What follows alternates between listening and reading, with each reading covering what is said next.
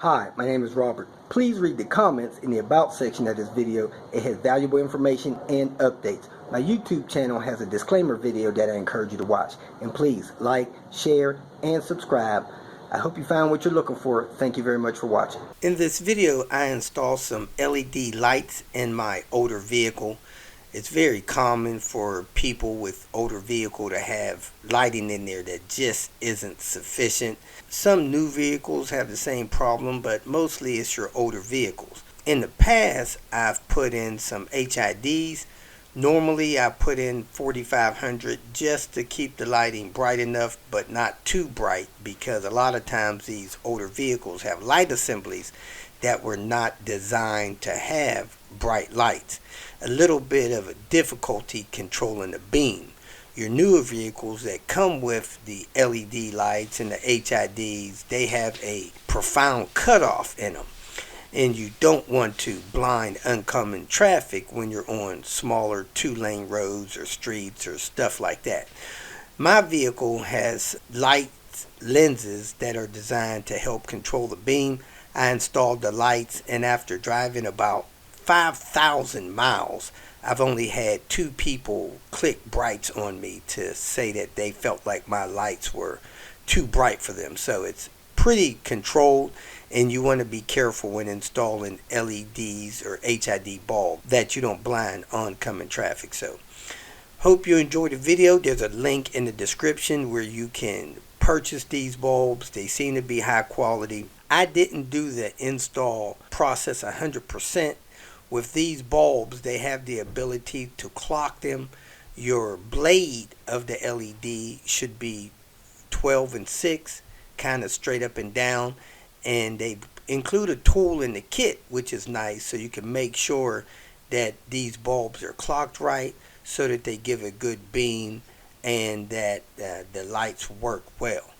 Also, you should install them with the ballast outside of your light cap.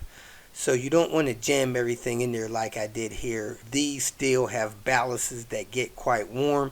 I found that out later. So I'm going to reposition mine outside of the cap, and then I'm going to probably vent my light cap just a little bit. Really not necessary to vent your cap, but you do want to cut some kind of slit or hole in them so that they allow the cable to pass through the cap. You don't want to leave the back of that light wide open. So I'm going to remix this video when I correct my installation, but this should get you started. And again, there's a link in the description area where you can get these at somewhat of a discount when you purchase them. So if you got lights that are just poor, go ahead and get you some. Last thing I want to mention is they have more than just headlight bulbs. They have work lights and other things like that. Check it out on their site. Thanks for watching. Next, I'm going to replace the headlight bulbs in my vehicle. Man, these things are so dim. Sometimes my wife asks me if I even have my lights on. Let me show you what they look like before, and I'll do a before and after, a comparison with these things. I have newer bulbs in my assembly, and it looks like these are 9006. So I have these, which are 9006. You can see they're HB4s, but it appears that these are 6500K. I normally put 4500K in mine, but let's see how these work for me. And as you can see, these came from Auxito. It's an LED light kit. They supply you with gloves so you don't mess up your bulbs, zip ties, and O-rings. And here are the bulb assemblies. They have a little ballast in each one.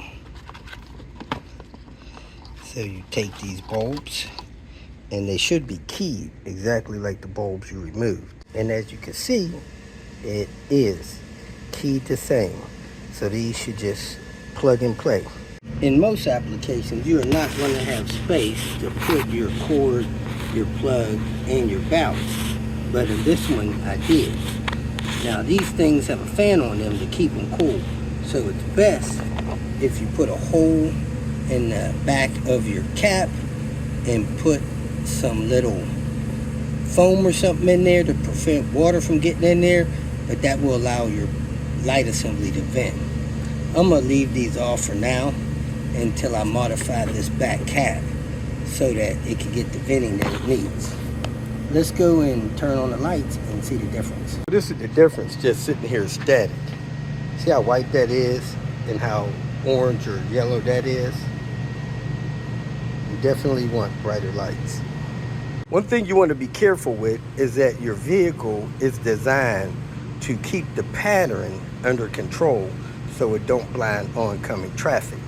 And the lenses on my Volvo, they have segments designed in there to keep the lights aimed properly and stops the beam from shattering and scattering in a bad pattern, so there should be no issues with oncoming traffic.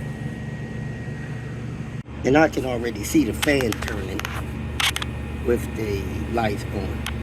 I have both of them in. I'm gonna read the instructions and see if it's okay to go ahead and put the caps on the back of these lights since everything fit in there. I'll let you know what I find out and let you know how they road test. If you made it this far, I trust that you found some information that was either useful or entertaining, so go ahead and hit the like button. And if you would like notification of future videos that I post, please subscribe to the channel.